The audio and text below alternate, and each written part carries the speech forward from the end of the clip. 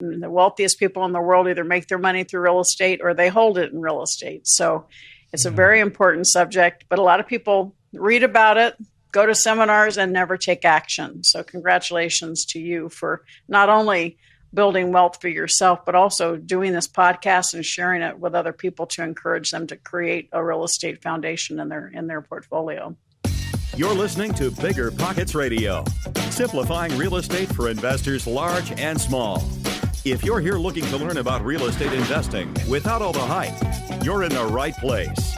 Stay tuned and be sure to join the millions of others who have benefited from BiggerPockets.com, your home for real estate investing online. What's going on, everyone? It's Brandon Turner, host of the BiggerPockets podcast, here with my co-host, Mr. Rich Daddy Green. What's up, man? How you doing? I'm good. I'm in Maui, checking out the condos that I bought and working with my Maui real estate team while I'm out here. Yeah, that's exciting stuff. I know you've been killing it on that front lately.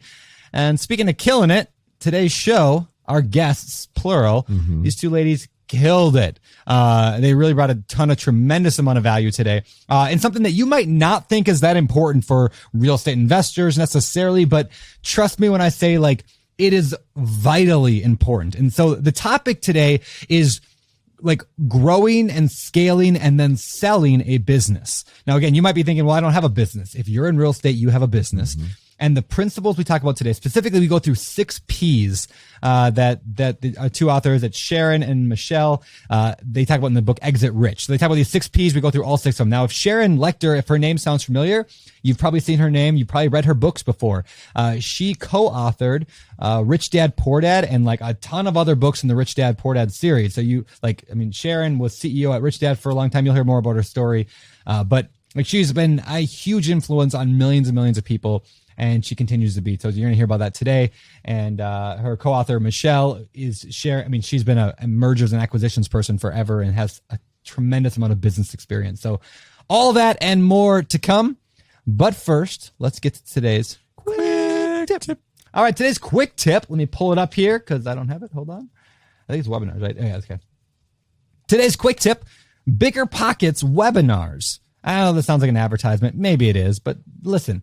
Me and David spend a ton of time putting together live trainings each and every week to help people invest in real estate, to help them succeed, because we remember what it's like to be working jobs we didn't like, or be working 100 hours a week, to be making other people wealthy. And so we pour our heart and soul into these things and give you guys all the knowledge we can. So we do, again, somebody's doing a webinar every week on BiggerPockets.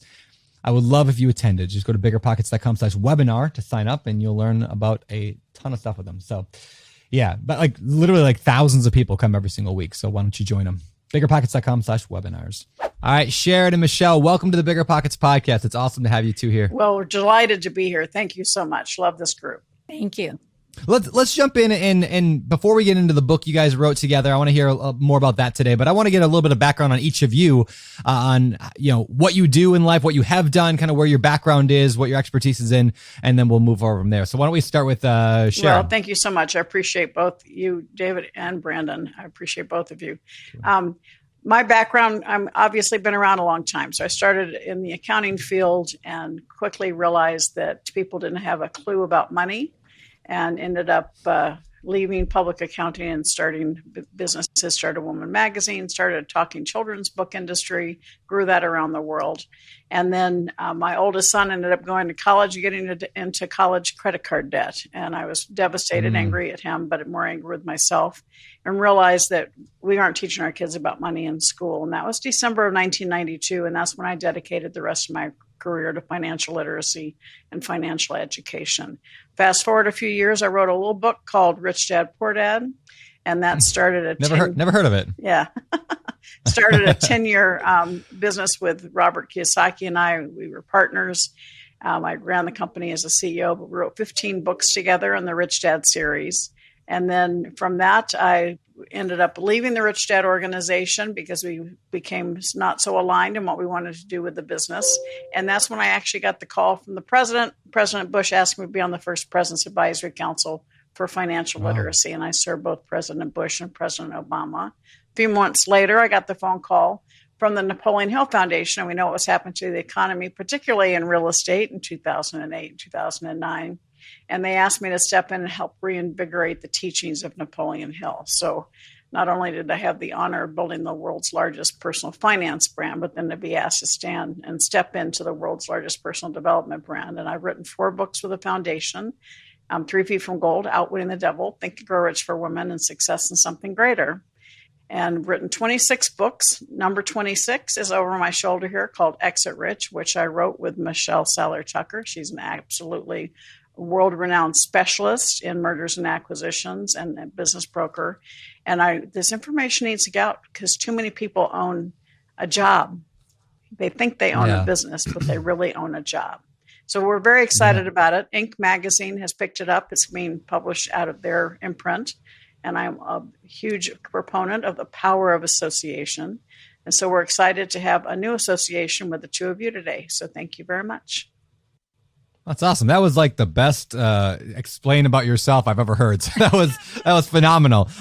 Before I get to you, Michelle, usually people are like, well, I don't know. I do this, but yeah, I've been asked that question a few times. I can tell you've been asked this. So, let me just, and that was the short answer. I love it. Well, let me pad your ego a little bit more. So here on the BiggerPockets podcast, we've interviewed over 400 real estate investors, and business entrepreneurs and agents and all sorts of people. And one of the last questions we ask every single episode is, what's your favorite or most impactful real estate related book? And I would say 90 to 95% of everybody we've ever interviewed has said the same book, Rich Dad Poor Dad, or one of them in the series. Yeah, it's just been phenomenal. I mean, my life, I would not be sitting here today if it weren't for Rich Dad Poor Dad. It gave words to like this like feeling in my heart. So I'm super honored. This is a big moment for me. Well, so thank you. And be strong in your own power. A lot of people read it and did nothing. And so, Brandon, that you applied it to your life. I was a real estate investor at 10. I used to have to scrub out bathrooms to rental properties my parents owned. So I've lived with real estate, and the wealthiest people in the world either make their money through real estate or they hold it in real estate. So it's a very important subject, but a lot of people read about it, go to seminars, and never take action. So congratulations to you for not only building wealth for yourself, but also doing this podcast and sharing it with other people to encourage them to create a real estate foundation in their portfolio. Oh, well, thank you. Thank you very much. Well, Michelle, tell us about yourself. What's your background? Well, after Sharon, I don't know. So I've always been an entrepreneur. I've owned many different businesses and different verticals.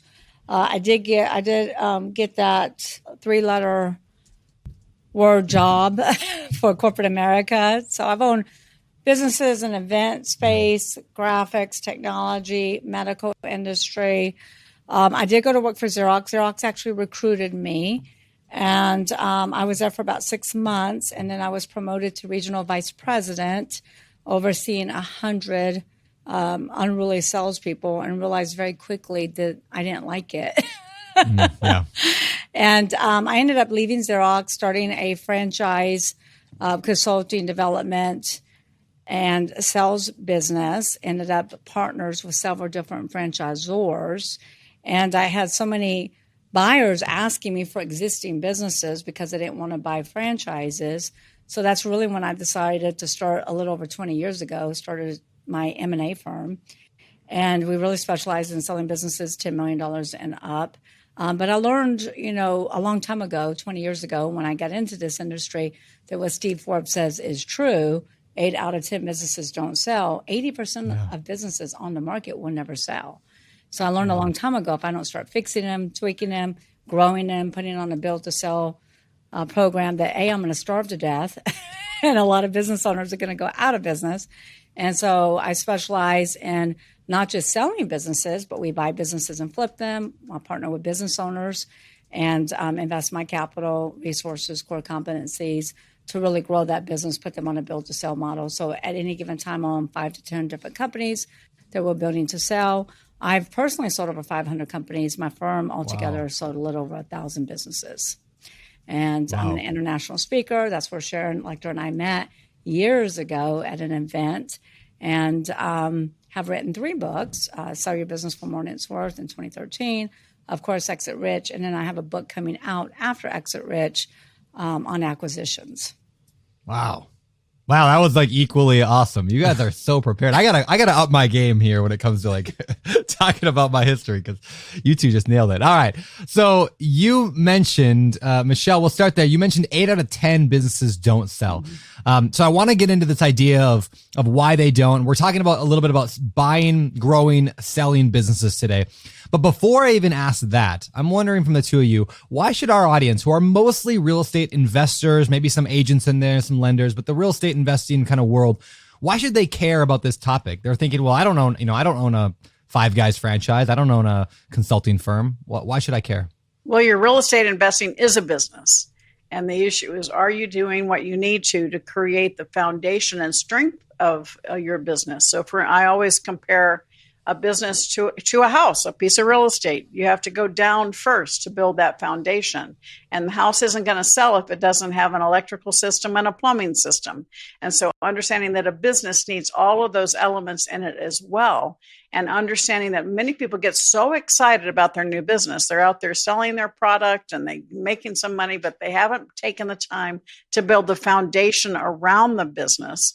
And by not doing that, it falters. You can't scale. If you're a real estate investor and you know how to buy 3 2s, after about 10, you probably need to start having some systems on how to manage those and how to grow them. And you've created a way that you review and buy them. And that is your system. So that allows you to go from 10 to 100 to 1,000, or you set that aside and you hire the right people to run that. And now you start looking and investing in multifamily.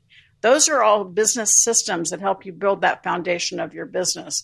And wouldn't it be easier if you decide you want to sell your real estate business to have a big player come in and buy all of it for you at 10x, 100x multiples versus trying to sell them one at a time? And you can do that when you build that foundation around your business. Yeah, that's really good. I have a company, we call it Open Door Capital, and we buy mostly mobile home parks. And so when I built that, when I started, because some of the best advice I ever got was, build your business as if you're going to sell it someday, whether or not you are or not, right? Because then you have the systems in place. So yeah, we're building like a property management company in-house alongside all these mobile home parks. We got over 2,000 units now, and we're building it because I'm like, even if I don't sell it all someday to one big hedge fund or some, billion-dollar company, at least in the meantime, I could have that exit option anytime I wanted to. But it also just makes life so much easier. Because maybe I can ask you this question instead of just giving my opinion on this. But what do you think? What does a buyer look for when I say it makes it easier to buy? What does that mean? Like, what does a buyer look for when they want to go buy a business? What makes a business valuable that somebody would want to buy it? So there are so many things that make a business viable. One thing is buyers want to buy a business, not a job.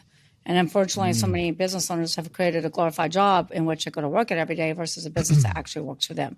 The number one reason that businesses are not sellable is because the business is 1,000% dependent upon that owner, because like Sharon said, they don't have the systems in place.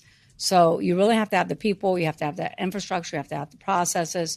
We call this building your business to run on all 6 cylinders. And in other words, all 6 Ps that we describe in our book, Exit Rich. Yeah.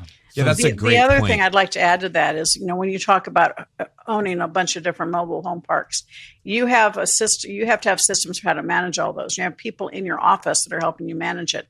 But if Julie ends up leaving, are you going to be hurt because you're dependent on a person, not a system? Yeah. If you create the systems on how it's run, Julie leaves, somebody else sits in the seat and they can pick up and know what to do.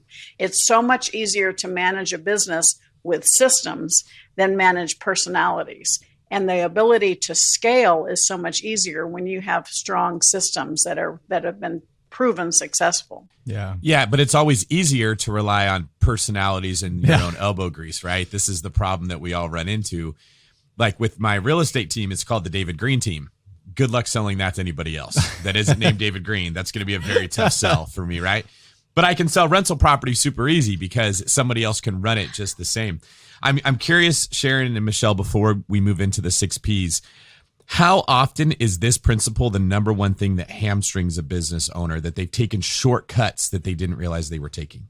I think it's an epidemic. Most business owners take shortcuts because as entrepreneurs, we don't want we're not very good managers. And so that's why the first P, I know you want to get into that later, but the first P is people. Do you have the right people on your team? Do you have people who are strong where you are weak? And invariably what I see over mentoring thousands of people, when a business owner gets all excited, they build this business, they get some success, and the entrepreneurial is the innovator. They like to start and create new things. They like to drive new results, but they don't like to take care of the day-to-day. And so they try to, but they still try to do everything themselves. It's so important to bring in the right team to make sure that you have people on your team that are strong where you are weak, so that you can continue being the innovator, being the one that's driving the business, and know and trust that you have systems and people in place who thrive in the day-to-day management of the company. What have you two found in terms of people? Like how do you know you're getting good people? You know, like that's obviously like a huge key to success is getting the right people in the right seat on the bus. So how do you, like, what do you see as like the right people? Is there any secrets that you know or shortcuts, or is it just a gamble? Sharon, you want to take that or you want me to? I'm happy to answer that as well. There are obviously there's lots of different personality tests. I actually happen to like the Kolbe test, Kolbe, because it talks about that difference between the innovator, right, the quick thinker versus the one that likes facts and figures. And so if you have an element of each on your team, you're going to have the greatest success. But I also think you when you're hiring somebody, you're investing in them. And so, I always say hire slow, fire fast, making sure that you understand who they are, what their dreams are, and how that aligns and fits into what you want. Make sure that they understand what your company culture is. I have all my business owners that I mentor have a code of conduct, have a what do you stand for? What's your mission statement? What's your code of conduct? So that when you hire somebody, they're signing off and agreeing with that philosophy, and you're building in that culture in your business right up front. And in 10 years, when you want to sell your business, somebody coming and look at it, they're going to go, okay, they got it. They started on the right foot with building a culture that was tight and agreed to by all people. How do you and maybe I'll fire this one first to Michelle.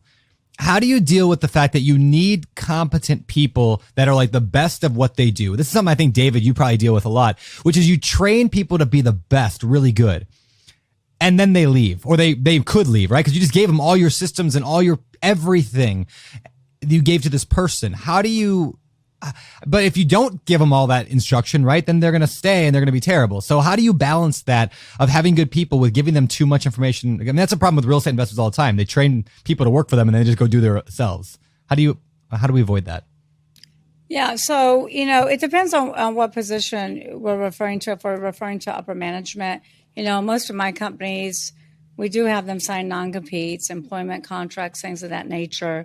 And, a lot of people say, well, non-competes don't hold up. Well, that's not really true. It depends upon what state you're in. It depends upon how it's written, if it's written correctly, et cetera. But, at some point you got to trust, right? Like Sharon said, you're really going into a marriage here almost. And when you hire somebody, you're going to have to trust because you have to give them so much information. But we have people sign non-competes. I haven't really had an issue with somebody leaving in all the companies that we've ever had. I don't know, Sharon, have you ever had any problems with this? Well, I love Richard Branson's quote. He says, teach people enough so that they can leave. Treat them well enough that they choose not to. And so that's, it's relating to elevating them to the position of highest potential in their world, but giving them enough trust and support and treat them well enough that they are so happy being with you that they're not going to leave. You can't control individuals. The people have issues at home. They end up moving out of state. There are times when people will leave. The issue is it going to be one of you support them? I celebrate when I have people, because I teach people to be entrepreneurs. And when I have people that have worked with me and they decide they want to start their own business, I'm their first investor. I support them. I want the baby bird to leave the nest and create success. But when you have a corporate environment and you have very key man positions, it's important to protect yourself and protect that position, and to make sure you have a system for monitoring and understanding the content of that individual, if it's somebody that you have total reliance on. And everything in life comes back to communication. Having that communication, that ongoing check-in with them to make sure everything's okay.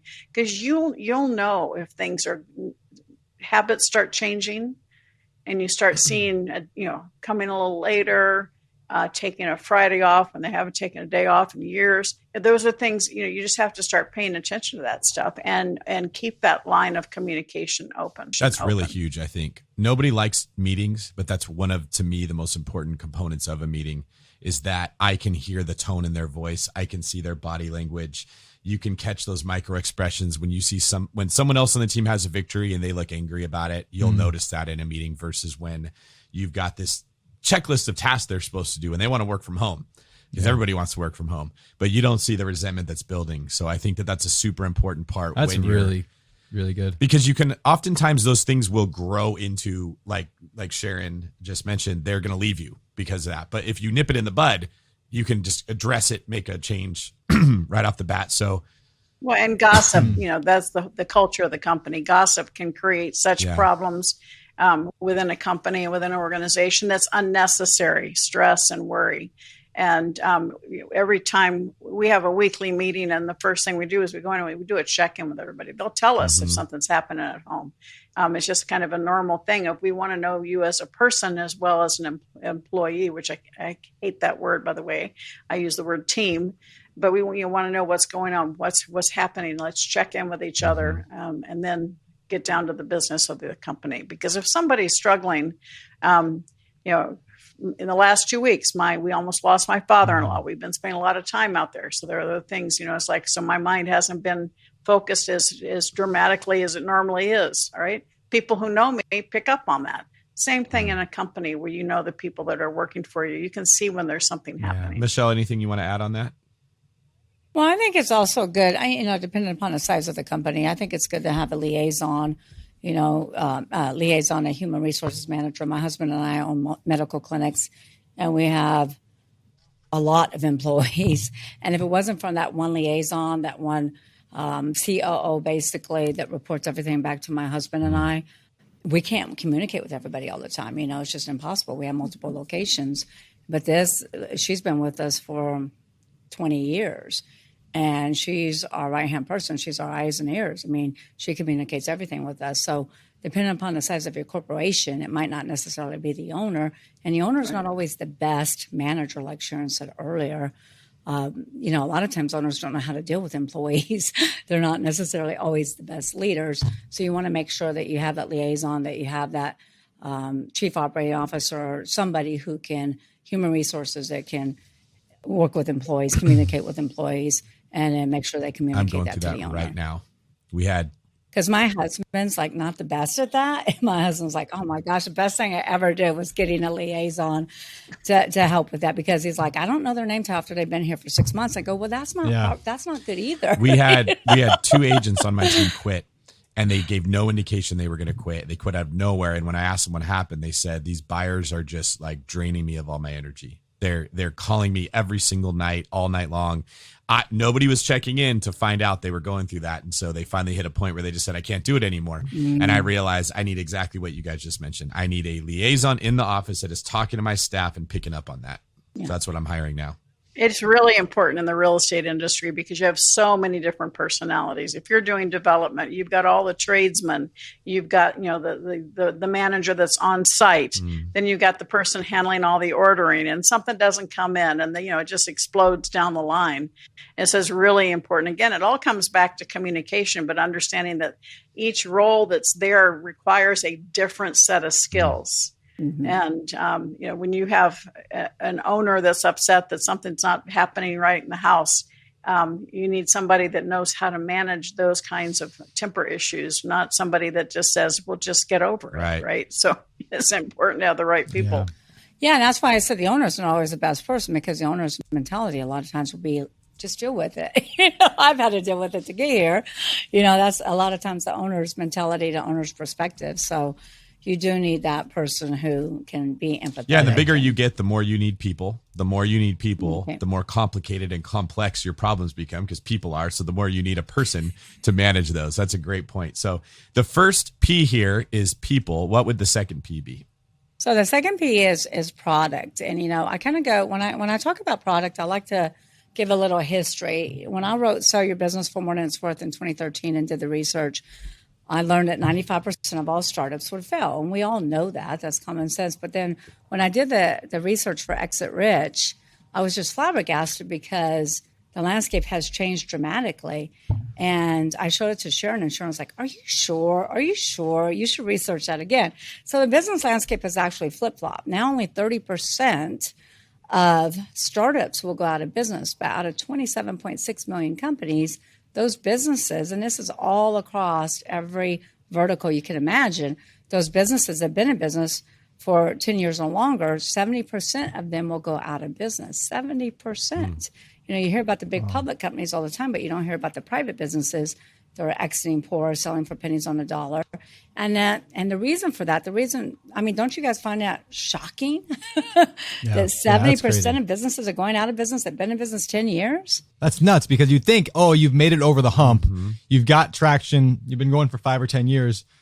You should be fine. I mean, I would assume it's like 70, 80, 90% are fine for decades longer, but crazy. That's just not the case. Well, and it's flip-flopped. And the reason it's changed is because I always say it's lack of aim. AIM, always innovate and market. You always have to innovate. You always have to market. I mean, look at Toys R Us. Toys R Us went out of business after being in business 75 years. They never really innovated. Blockbuster, they looked at Netflix, had an opportunity to buy Netflix. They didn't do anything. And so many business owners are going out of business because they stop innovating, they stop marketing. So product is the second P. You have to ask yourself, is your industry, your product, your service on the way up or on the way out? Real estate right now is on the way up. I mean, it is booming. It is thriving, especially residential real estate. All right. So you got the right product. You got the right fit there. You got the right people. What else comes next? Well, the third P is processes. Yeah, processes. And that comes back to business systems. And when we talk about a business, I can't believe I haven't used my favorite word yet, asset. You're financially free when the income from your assets exceeds your monthly expenses. You want your business to be an asset. You don't want to be the asset. You want your business to be an economic engine that works for you. And as we've already shared a little bit already in this interview, is the importance of business systems, those processes that allow your business to be not just successful, but make it sustainable and scalable so that it can be saleable at some point, and have it an independent unit from you, so that if you don't show up, it's not going to hurt business that day. Your business is already thriving and moving on its own. Yeah. So what do you say to the business owner who says, "I hear you, Sharon, but nobody can do it as good as I can do it"? Well, I can tell them that they're not going to reach the success they deserve. And then I'm going to suggest to them that they find a mentor, because a mentor is going to help them realize that there's more out there for them. And so many times we want to hold on to everything, and we have to do it ourselves, or we're afraid to delegate. And at the end of the day, that means you're not going to grow. You're not going to reach the heights of success that you deserve, because you are self-sabotaging. And so that's what I would say to them, a little bluntly, but yes, they are self-sabotaging by not building in those systems that can allow their business to thrive with or without them. When is the right time to start putting those systems and processes in place? Like if somebody's just starting the new business, right, whether it's a real estate thing, they're buying rentals, or they're starting a consulting thing, like should they wait until they kind of figure everything out? Or systems, is that day one? Day one. From day one, they should start building those processes and procedures from day one, in my opinion. And like Sharon said, you have to let go of that control. You will never grow unless you let go of the control. And entrepreneurs really have to focus on their strengths. We're not good at everything. Let's admit it. We have to focus on our strengths, how are our weaknesses, and otherwise we'll never grow. And that's the biggest issue. But processes, in my opinion, need to be started from day one. And I think a lot of owners get this wrong. Processes really need to be designed around the customer experience, not around the owner's agenda. Can you explain that? So we have to ask ourselves, what do we want our customers to experience? It's kind of like McDonald's. Did y'all watch the movie The Founder, based upon the McDonald brothers? I did. I haven't. Yes, You did. Great movie, right? Yeah. And so back in the 1950s, I think it was 1950s, McDonald's started McDonald's, but they said, we want to start a fast food restaurant. We want to design the processes around the customer experience. What do we want our customers to experience? And they said, great tasting food, that's fast and hot, 30 seconds or less. And remember, they went out to the tennis courts, drew out the processes. I mean, even though it was done way back then and it's been tweaked along the way, you can eat at McDonald's anywhere on the road and get the same experience. The problem is business owners stop asking their clients, what do you want? What do you need? How can I make it easier for you to do business with us? Consumers' buying habits have changed dramatically. And whoever makes it easiest for the consumer to do business with them is a company that's winning. Amazon is winning because you can practically buy a horse on Amazon and have it delivered to your house. I'm going to try that. So I'm going to try that. We'll see if they ship a horse to Hawaii. Yeah, my daughter did the other day. She tried. I love it. So I think processes are huge, and I really think they need to be designed from the beginning. I mean, do you agree, Sharon? Oh, absolutely. I think, it's so much easier to design it right up front than to try and have to go back and untangle the mess. Same thing with attorneys, right? Having the right attorneys help you set yourself up and get these agreements in place. Absolutely. People say, oh, attorneys are too expensive. I go, they're a lot more expensive later on when you haven't done it right and you're trying to untangle the messes. So it's a matter of really being using that professional mindset to say, I want to build this to be successful. So I'm going to do it right. I'm going to create the system. And, the systems that you start off with, as you get bigger, you may have to evolve to larger and more robust systems as part of business. But that's a good thing because that means you're successful. But to start off with, I had an interview yesterday and this gal was talking to me about a client of hers, $50 million construction company that had been in business for 20 years. Had no database. Their customers were in paper files in filing cabinets in a separate room. All right. That means they think they have a system. The question is that system isn't very saleable. No, it's not. And an evaluation, I mean, the first thing that we would do is do a cost analysis at what it would cost to bring that company up to 2021 and deduct that, from the purchase price. We just sold a distribution company, same kind of scenario. Everything was on paper. Everything was on Rolodexes.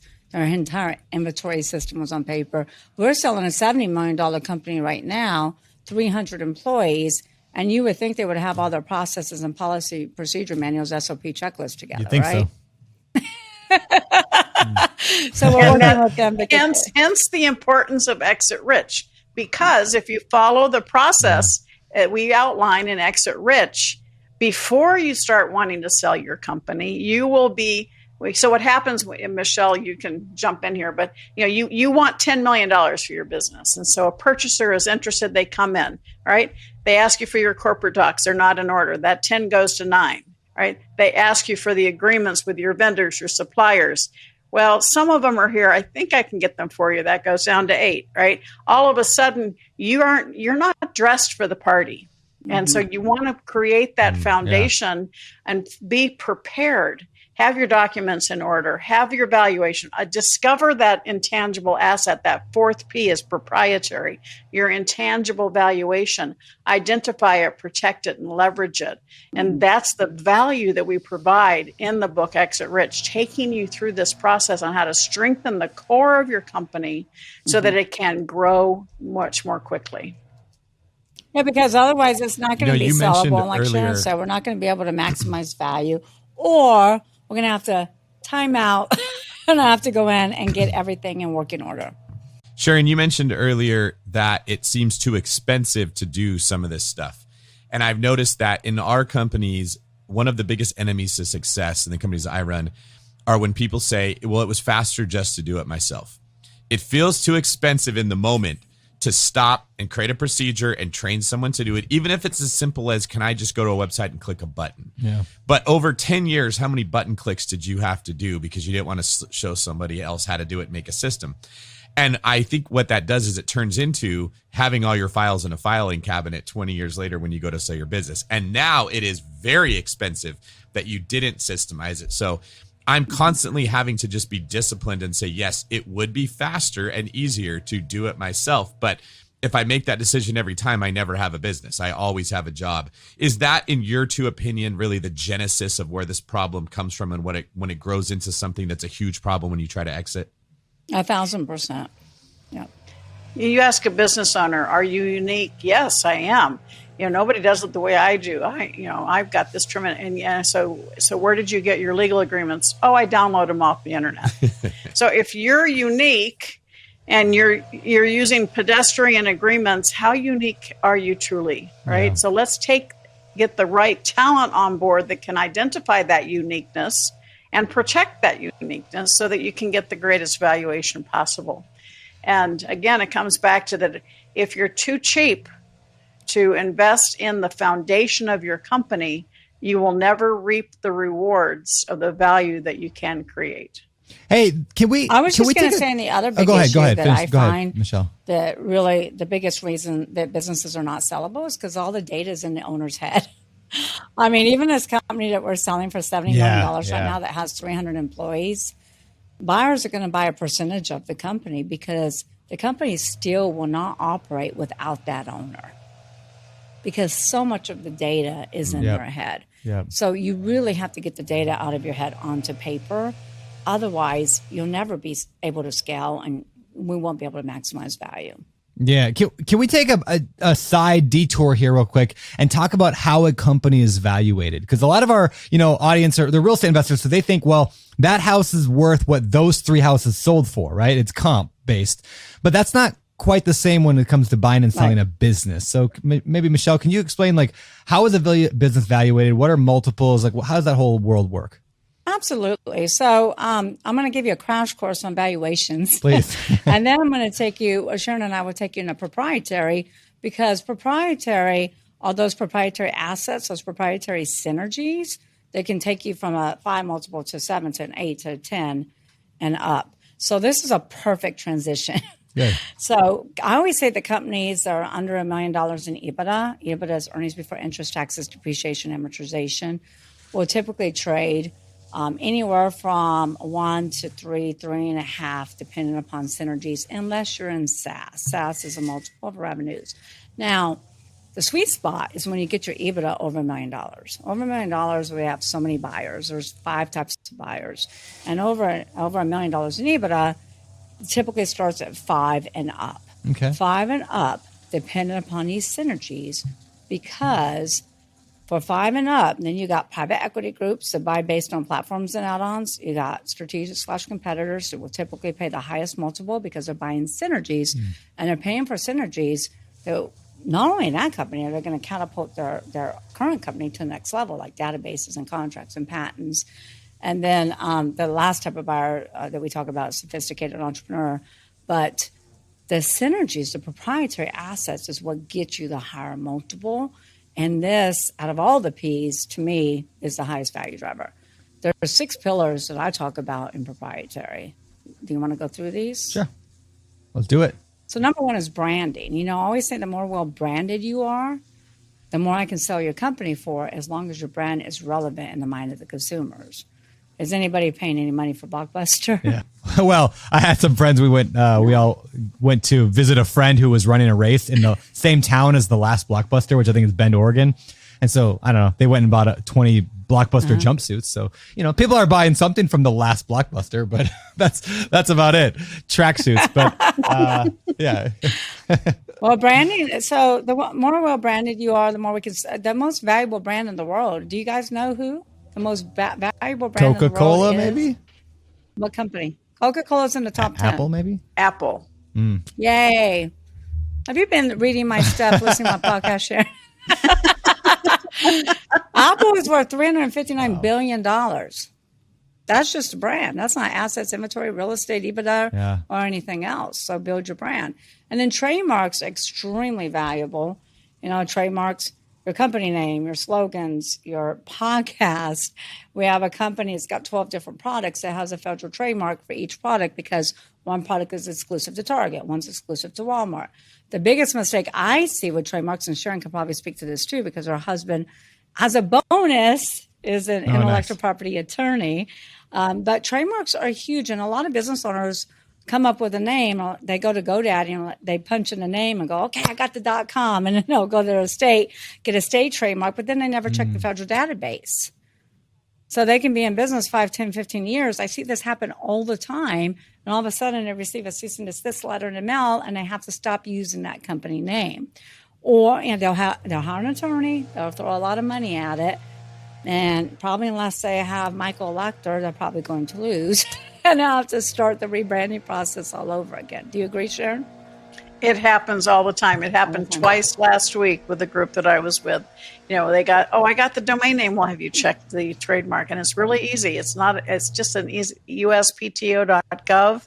You search trademarks and you can see who has the name. And if somebody owns a name, just find another name, come up with something different. Yeah, I might have that issue in my own. I got to look into this, and this is obviously a deeper conversation. But like, I have a company called Open Door Capital because I had a company called Open Door Properties, and we've been around for 15 years now. We have Open Door Properties. Well, there's a massive $1 billion company out there right now called Open Door, and they're significantly bigger. Now I looked up their name. They started way after I did, but they've got a lot more money. So I'm assuming at some point I'm going to get that letter in the mail. I'm going to have to switch out my company name, even though I can say I had it first, right? But I don't know if I ever trademarked it. Well, the question is, did you have it Think protected? so. If you can prove that you were using it first, you probably should call my husband. You have rights. You have rights of a trademark when you start using that. If they didn't register it till later, you have rights, but those rights may only be in your geographic area. I am not an attorney for everybody watching and listening, so do not consider this legal advice. However, you may want to check it out to see what your position is, because you may be okay. The question is, do you want to go global? Do you want to go national? Mm-hmm. That's where you might have some problems. All right. So branding, one more question on branding. Is it, David mentioned a minute ago, his company is called the David Green Team. David Green Team. I got another buddy, his name's Pat Flynn. He has a show called his whole thing is Smart Passive Income with Pat Flynn. Like, it's very tied to his name. How dangerous is that when you're trying to sell a business where it's just really connected to a personality? Well, Tony Robbins. Yeah, that's a great example. Probably a perfect example of that. And he had to do an ESOP. He ended up selling to his employees. Oh, really? T. Harv Eker, who wrote The Millionaire Mindset, I think he was able to sell his empire, right, Sharon? I think. Yes, but because he didn't. It was not called T. Harv Eker. Peak Potentials, right? Yeah, right. Peak Potentials, and that's I talk about the difference between a mission brand and a celebrity brand. So a mission brand is what problem do you solve? What need do you serve? When we started the Rich Dad Company, it was our brand we thought was Cash Flow, our board game, but it quickly became Rich Dad. The world knows us as Rich Dad. And 7 years into it, Robert decided he wanted to be a celebrity. So it was all about Robert Kiyosaki. And so, but same thing, Tony could not sell his company because his name was attached to the company and he would have to go with it. And so when you're building a company, when you think about what you want your exit to be, you want to build that factor in. If your name is tied to it, then you will probably be tied to the company. It's hard to separate the two unless you want to lose your name. And so that's a very important thing to think about as you're building companies. So if you were David Green here, thinking maybe 2 years, 3 years, 5 years down the road, he wants to sell his real estate business, because it's a super successful real estate business. What should David start? Do you think David should, because right now he needs that name to grow it, but at the same, or he thinks he does, right? I'm curious of what you guys' opinion would be on something like that. Should he start to diversify from that name? If I was him, I would definitely diversify. There's been some success stories like Keller Williams, Seiler Tucker, but I brand myself, but I also brand my company. Yeah. Keller Williams, brands the company. Like Sharon said, is it a celebrity brand or is it a professional business brand? But I would definitely rebrand at this process. I mean, how long have you been? Yeah, my education company is Pay Your Family First. And then my celebrity brand, my speaking and everything is under Sharon Lechter. But, David could easily start dropping David and just have Green as the name of the company. It's a generic enough so that if it wanted to sell at some point, somebody would establish that brand. But it's something to think about as to what you want, where you want to go. Now, in a services company, a lot of times your purchaser is going to be purchasing your contacts, your contracts, your employees, and your database. And so they would have an asset purchase as opposed to the company purchase. So they might not be necessarily buying your logo, but they do want to have your reputation. And so it's very important to think about that in every aspect of it. But I would also add to that and say, 98% of sales are asset sales, not stock sales for a multitude of reasons. But most of the time, the buyers want to continue that name. So they'll get their own entity doing business as, and they will continue that name. The only time that we see buyers change names is when they're doing big roll-ups. That makes sense. All right. So you were talking proprietary. There was branding was the first one. You said you had 6 things under that. What were those? The first one was branding. Well, we talked about branding. We talked about trademarks. Yep. Patents are big. If you've ever watched Shark Tank, they sound like a broken record. Do you have a patent on that? Do you have a patent pending? We sold a company for $18 million. It wasn't making much money, but they had 18 patents. So patents are extremely valuable. Does your husband do work with patents, Sharon? Oh my gosh, yes. He's internationally known for his patent, his technology. He's an electronic engineer. And patents are the strongest form of protection. They protect your idea. Okay, copyrights protect the expression of your idea, but somebody can read something that you write and go and make it and do it, and there's no protection against that. And so trademark is the source of the goods, so you protect the source of the goods. A copyright protects the expression of what you're writing, and a patent protects why you're doing it and what it does and what it can accomplish. And so that side of it is very, very important. And it's important to do an entire arsenal of intellectual property. Have the trademarks, have the copyrights, have the patents. And have that IP in a different entity too, right, Sharon?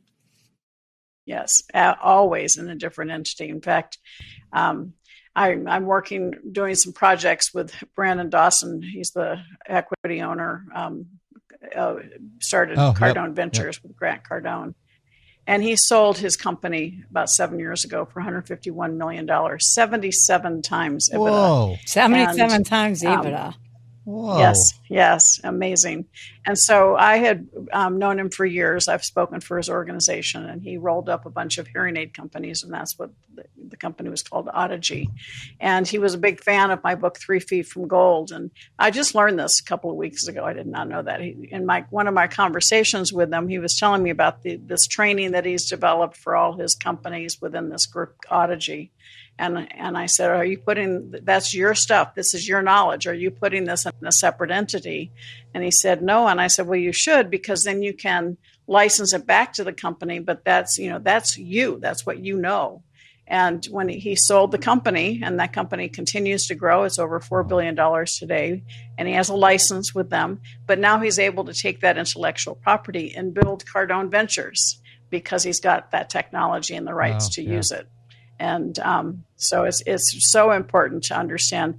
I have a separate company for for all of my intellectual property outside my financial education company for the same reason. Smart. All right. So the 77 times EBITDA, that just sounds crazy because like why would somebody, is that because there's a competitor that wanted it and they were going to pay way more? It got bid up. I mean, is that why that happens?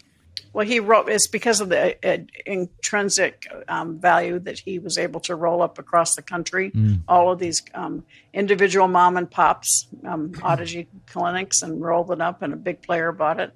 And he did very well. And what he did was he actually also, when we go back to that number one people, he made sure every one of his employees got a big reward, and every one of the companies that he rolled up got more than they would have if they tried to sell individually. So yeah. Well, let me just kind of summarize this whole valuation thing for people. You explained it. I just want to make sure I got this right. So Michelle and Sharon, correct me if I'm wrong on any of this. So let's say a business is going to sell for for easy math, let's just say a 10 times multiple, which would be high for most businesses, but let's just say it's a 10x, right? Not 77. But so this company brings in an EBITDA, or like basically profit for simplicity terms, I guess you could maybe say, of $10 million a year. So it brings in $10 million a year, and it sells for a 10x multiple of that. So it sells for $100 million.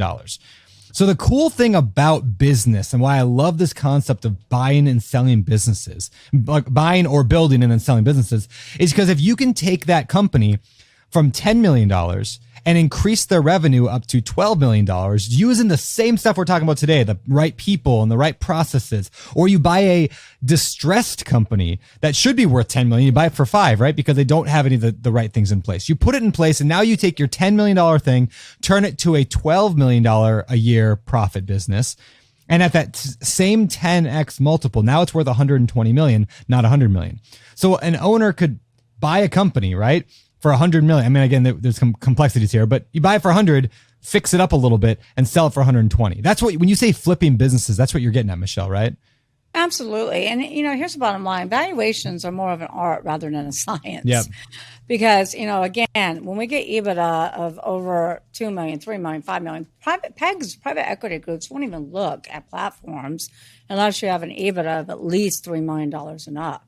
Yeah. And so we go to market without a price because we know we're going to bring so many buyers to the party that in most cases we're going to create a bidding war. So valuations is an art, not a science, because you really have to look at the synergies, and then you have to determine what buyers are willing to pay top dollar for those synergies and outbid everybody else, because there's a lot of things to take into consideration here. Number one is not just the synergies, but economies of scale. A lot of buyers look at a business and go, okay, well, I can take advantage of these economies of scales and decrease overhead, increase EBITDA like that. Also, what can I decrease in infrastructure? We're selling a manufacturing business right now that has a $5 million distribution center. We have a manufacturing buyer that has distribution all over the United States. The first thing they're looking at that we knew they were going to look at, that's why we targeted them, is that they're going to take and cut that distribution center, decreasing $5 million from operating expense, increasing EBITDA from day one of closing on the sale of the business. So it's all about bringing the right buyers to the table who are willing to pay maximum value for those synergies. Yeah. And that's what we really go into great detail and exit rich. That's cool. That's awesome. And one of the reasons I wanted to stress on this point for a little bit here is because our audience, of course, is a lot of real estate investors. And so, when we're talking about residential property, like I mentioned earlier, with like small deals, it's your house is worth what another house is worth. But when you get into the larger stuff, 5, 10, 50, 100 unit properties, this is how those deals are evaluated. Now, they don't use the same terminology necessarily. We're not usually talking EBITDA. We're talking cap rates and we're talking NOI, but the concept is exactly the same. Mm-hmm. So like, for example, Open Door Capital, we're aiming to buy $1 billion of mobile home parks over the next 7 years. We should close this year out at, 150 million, something like that. So like, if we can take $1 billion of real estate and improve the profit that it brings in, the NOI, the net operating income every single year that comes in by decreasing expenses, increasing income, and like you said, the efficiencies. Because if we own one mobile home park, this is what it costs to own or manage it. Or we own one apartment, this is what it costs. But if we own 50 of them, there's a lot of efficiencies. We can cut down costs. So the idea being, then we can sell that $1 billion of real estate for 1.5, 1.6, $1.7 billion because we've now improved the NOI. And then my investors get a huge chunk of that. I get a huge chunk of that. And so like the reason it's commercial real estate is business, right? Business, which is exciting to me. I love this stuff. I have a very good friend of mine that owns half of Chicago, multifamily. Well, he'll tell you he owns the wrong half, but anyway, he owns a lot of multifamily. And, he's the first one that I said, you have to read Exit Rich because he does everything himself. He doesn't have the right people in place. And we've been friends forever. And we've been to different conferences, and Sharon, you've probably met him. I'm not going to say his name here, but, he doesn't implement any of these things that we're talking about as far as processes and people and everything else. He's like, no, Michelle, if I want it done right, I got to do it myself. And I'm like, you're never going to be able to maximize value. So again, he has a business. I mean, he has several multifamilies. I forget how many doors he has, but, he needs to start running it as a business, and that he's not doing. Yeah. Let me comment on that. Because you're right. He should be doing exactly what you guys are saying. Part of what makes real estate so beautiful is you can get away by running it sloppy and terrible because there's so many less people involved. Yeah. Real estate is like cheating in business. That's because funny. Borrowing money is so easy at such low rates. Valuing is incredibly simple.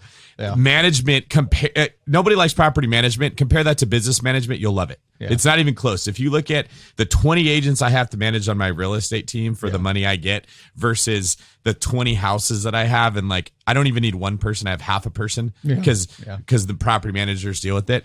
Real estate is this amazing sweet spot in business where you can get away without all the same work that we're talking about here. But that makes it like enticing to cut corners because you can get away with it. But imagine if you did everything that Sharon and I are talking about today. That's where I was going. Everything that we've outlined in Exit Rich, how much more profitable you would be. And that's exactly where I was going with that, is that don't take that bait. You can get away with it, but it's not good. You should be running it like a business. You should be making sure you're maximizing rents, because that's maximizing profit. If you ran a business, you'd be maximizing your profit for sure. You wouldn't be selling an apple for less than what you could get. But landlords be like, it's fine. I'm doing good enough. I won't raise the rents. And they're not creating systems so that, most of us buy real estate assuming we're going to hold it forever.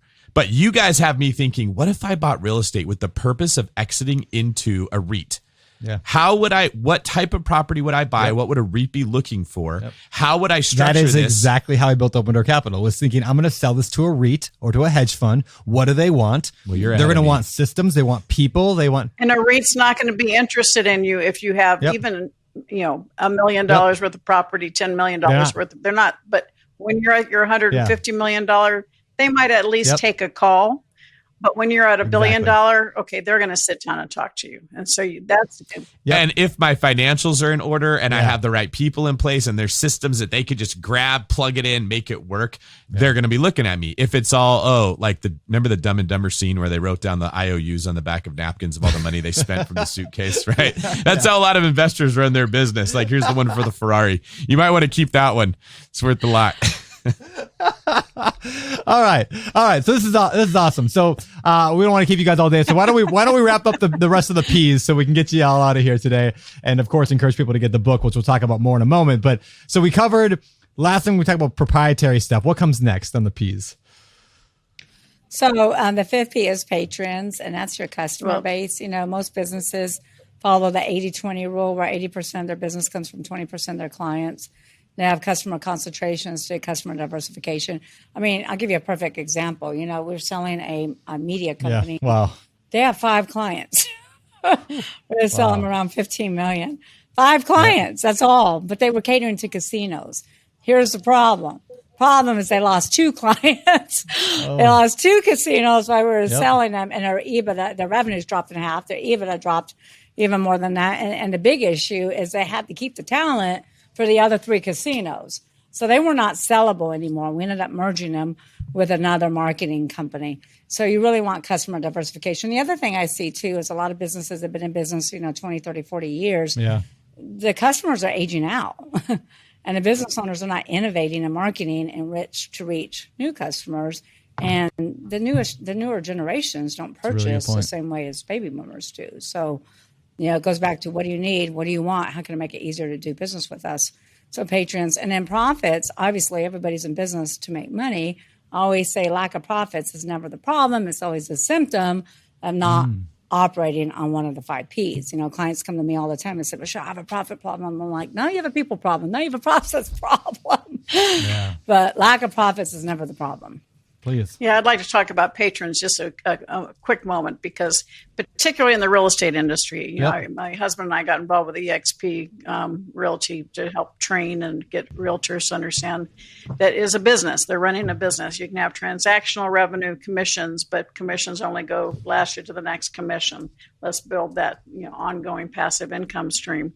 But in today's world, all right, particularly in this younger generation, they think their database is in the sky, in Instagram, Facebook, LinkedIn, Clubhouse.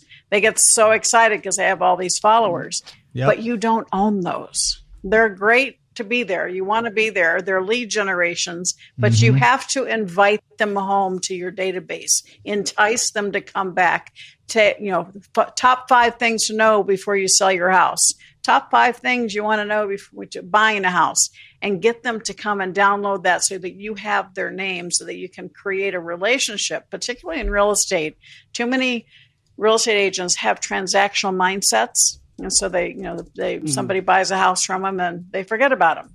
And I go, let's create a relationship with all of them so that you have an ongoing opportunity to maintain contact, so that they refer you to someone else, so that you, when they decide to buy an investment property, they're going to call you. And for years, I've always talked about, when real estate agents, people want you to cut your fee. Well, as an investor, I pay my agent more than what they're asking, because when they get a good deal, who do you think they're going to call?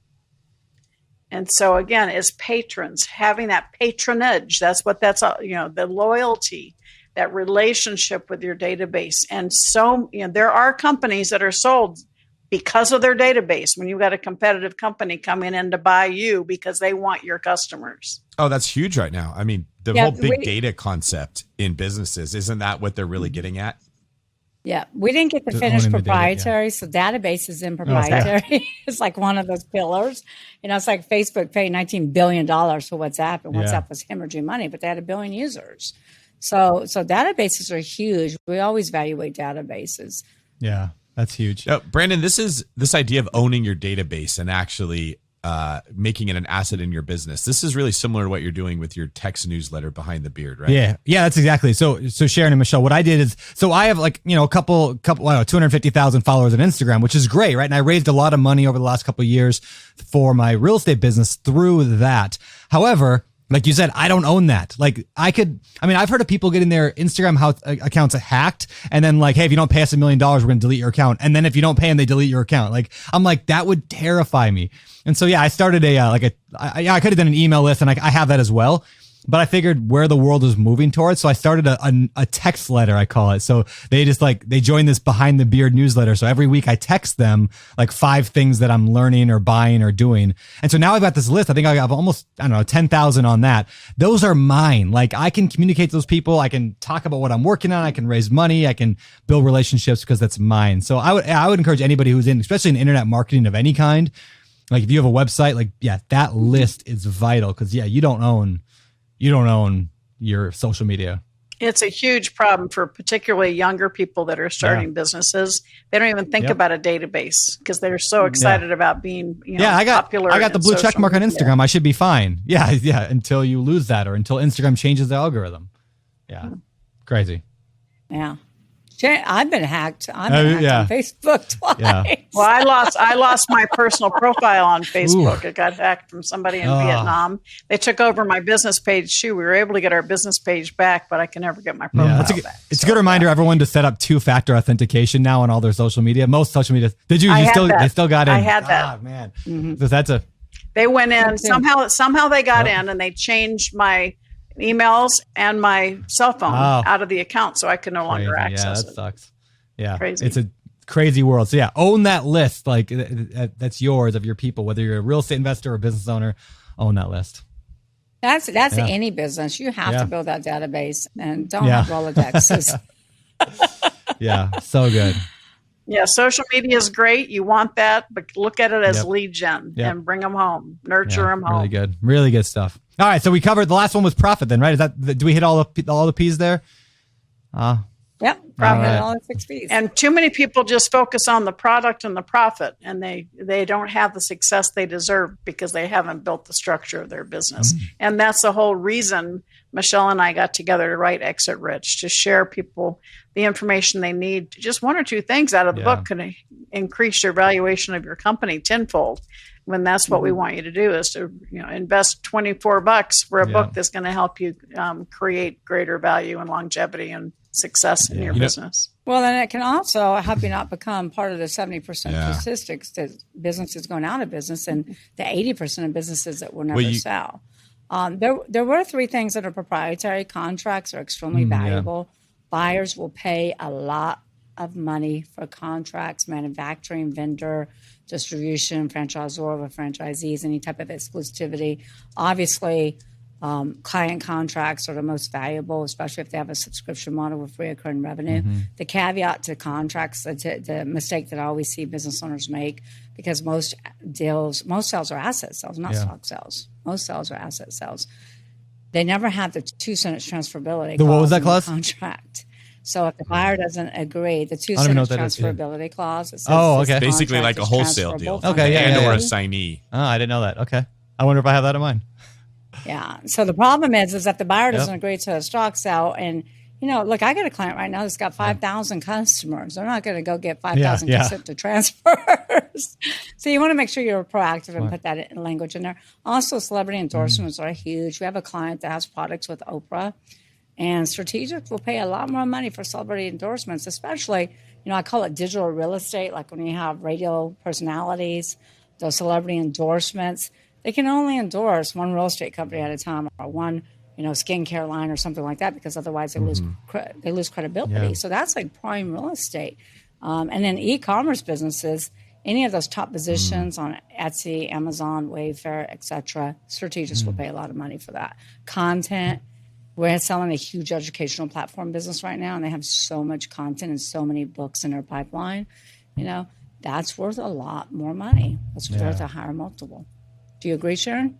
Oh, absolutely. And I think it's also very important when you have content that when you're building the value of your company and you're using outside third parties to distribute your content, that that little thing online that says check the box that you agree to our terms and conditions. Do something new and different. Read them.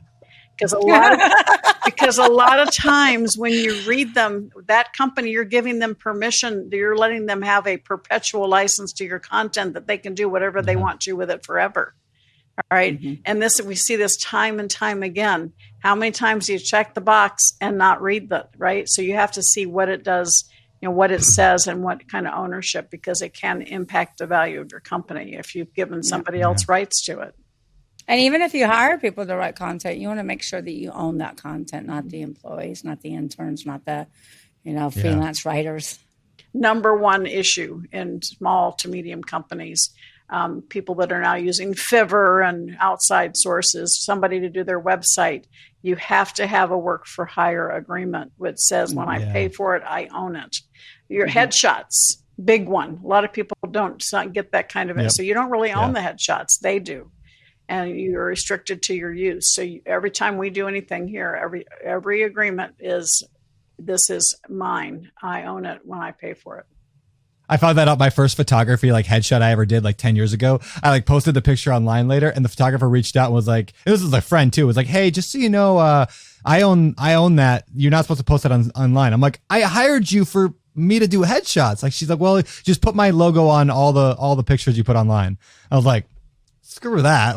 I'm not going to do that. Very good point. Very good point. All right, you two, we got to start wrapping things up. So we got the last section of the show here. We call it our Famous Four. It's the part of the show we ask the same 4 questions to every guest every week. And so we're going to throw the first ones at you, or all 4 at you, but I'll start with, why don't I go Michelle, Sharon, each one of these. We'll start with Michelle, then end with Sharon. First question, is there a habit or a trait, it could be a hobby, but a habit or a trait that you're currently trying to improve in your own life? Working out consistently. All right. I get up at 4 a.m. To work out, and sometimes I just don't do it. So doing that consistently. And, that's early. What's your go-to workout? What's my go-to What's your workout? go-to the workout climber, thing? the actual climber, and I do that. I do 100 push-ups and 150 squats with weights. Wow. I love it. Once a quarter, getting to the beach, to the ocean at sunset. That is something that I promised myself a long time ago, and I've been pretty good at it, but not the last couple of years. And you can add in the same thing. This is my 7th day getting up to a new exercise routine and a new nutritional plan. So working on that too. All right. Well, come visit me out in Maui. I live out here in Maui, Hawaii. Come visit sometime. We'll watch Are the you sunset. in Maui? It'd be Oh great. my gosh. I am. Yeah. You're both in Maui? I'll be bad. there. That's where we are right now. Yeah. Wow. Yeah. It's not bad. All right. Question number 2. Next question. What is each of your favorite business books? Exit Rich, can I say that? You could say it. We'll ask for another one too. I love, you guys have already said it. I love Rich Dad Poor Dad. Yeah. I love the original Napoleon Hill Foundation. I also like the One Thing by Gary Keller. So I gave you more than one. Sorry. That's great. Think and Grow Rich, hands down. by Napoleon Hill, released in 1937. It's as relevant today as it was when he released it. I tell people I read it every year. The book doesn't change, but I do. And every year I find something in there that I don't remember being there the year before, because it's what I needed at that moment in time. So Think and Grow Rich. And then I like Dale Carnegie's How to Win and Influence People. So. Oh yeah, both so good. Yeah. By the way, I do the same. I read Rich Dad Poor Dad every year, and every time it doesn't change, but I change. So again, thanks. All right, number 3. All right. What are some of your hobbies? Well, I love to write. So I write songs and poetry and just anything. I love writing. That's one of my biggest hobbies. Travel, friends.